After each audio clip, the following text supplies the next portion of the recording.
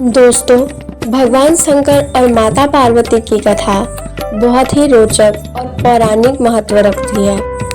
मैं आपको संपूर्ण कथा विस्तार में सुनाती हूँ। बहुत समय पहले माता सती, जो राजा दक्ष की पुत्री और भगवान शंकर की अर्धांगिनी थी, अपने पिता द्वारा शिव का अपमान सहन ना कर सकी और उन्होंने योगा अग्नि में अपने प्राण त्याग दिए थे। भगवान शिव गहन तपस्या और वैराग में चले गए। दूसरी ओर हिमालय की कन्या पार्वती सती का ही पुनर्जन्म थी। बालकाल से ही भगवान शंकर की उपासना और विवाह का संकल्प लिए थी। वह कठोर तपस्या करने लगी। सती जी ने घोर तप किया। वर्षों तक जंगल में रहकर कभी पत्तों पर, कभी फल फूल और अंत में तो केवल वायु पर जीवित रहते हुए उन्होंने भगवान शंकर को प्रसन्न करने का संकल्प लिया। उनकी तपस्या से संपूर्ण त्रिलोक कांप उठा। देवताओं ने पार्वती का विवाह शिव से कराने के लिए कामदेव को भेजा ताकि वे तपस्या में लीन शिव को आकर्षित कर सके। कामदेव ने अपने पुष्प बाण चलाए, लेकिन भगवान शिव की तीसरी आंख खुल गई और कामदेव वही भस्म हो गए। इसके बाद भी पार्वती ने हार नहीं मानी और तपस्या जारी रखी। शिव जी ने पार्वती की भक्ति और धैर्य की परीक्षा लेने के लिए साधु का रूप धारण किया। उन्होंने पार्वती से कहा, तुम इतनी कठोर तपस्या क्यों कर रही हो?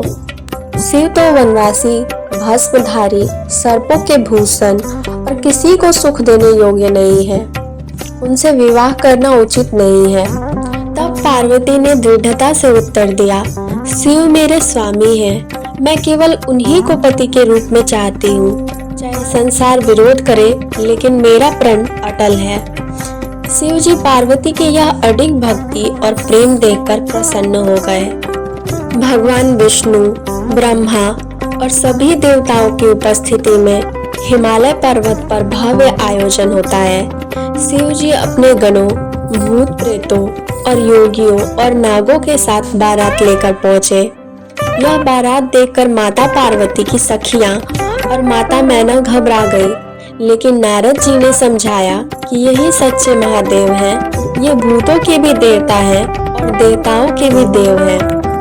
शिव पार्वती का विवाह अत्यंत वैभव और दिव्य रूप में संपन्न हुआ। समस्त देवगण, ऋषि, गंधर्व, अप्सराएं इस दिव्य मिलन में साक्षी बने।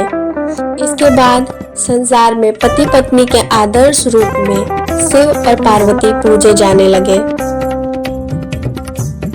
इस कथा से हमें ये संदेश मिलता है कि सच्ची श्रद्धा, अटूट विश्वास और धैर्य से हर लक्ष्य प्राप्त होता है। भगवान शंकर और पार्वती का विवाह हमें यह सिखाता है कि प्रेम का आधार बाहरी रूप, वैभव नहीं, बल्कि आंतरिक निष्ठा और भक्ति है।